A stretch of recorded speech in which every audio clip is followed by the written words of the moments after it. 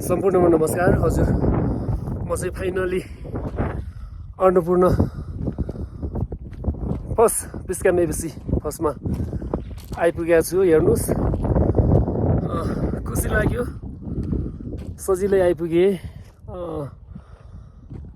हजुरहरूले पनि देख्न सक्नुहुन्छ, पछाडि हिमालको डङ्गुर छ। यो डङ्गुरनेर चाहिँ अन्नपूर्ण हिमाल चढ्नको लागि जाने यात्रा बाटो त्यतै हुँदै जाँदो रहेछ। अन्नपूर्ण हिमाल चढ्नको लागि 4वटा क्याम्प छ दर्शकबिन। पहिलो क्याम्प त्यो हिमालको डङ्गुरनिर, अनि त्योभन्दा माथि दोस्रो, तेस्रो, चौथो गर्दै हिमालहरू माथितिर छन्।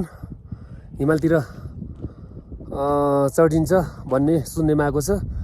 बिस्क्याममा छ उता ट्रेनहरू देख्नु भएको छ, त्यहाँ बसेर प्रिपेयर गर्नुहुन्छ होला सायद। यहाँ बस्नुहुन्छ अरे, त्यसपछि मौसम अनुसार माथि के कस्तो हुन्छ त्यो अनुसारले चढ्नुहुन्छ भन्ने जानकारी पाइयो। खुसी लाग्यो यस्तो राम्रो ठाउँमा आउँदाखेरि, खुसी लागेको छ। हाम्रो सिक्तानी चेलीबेटीहरू छरबट्टै हिँडिराख्नु भएको छ यतातिर, हेर्नुहोस्। त्यही भन्न चाहे। मैले निकै लामो भिडियो बनाउन गइरहेको छु। झिझो नमान्नु होला दर्शकबिन, अन्यथा नलिनु होला। यहाँ हामी फेरि आउन सकिँदैन होला, फेरि आइँदैन होला।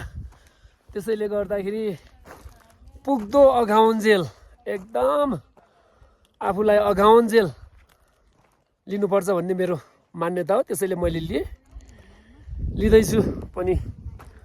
देख्न सक्नुहुन्छ हजुरहरूले।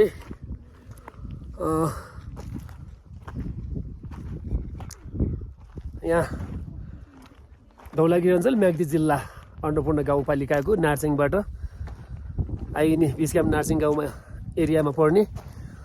अनि एउटा कुरा मलाई सुसै याद पनि आयो।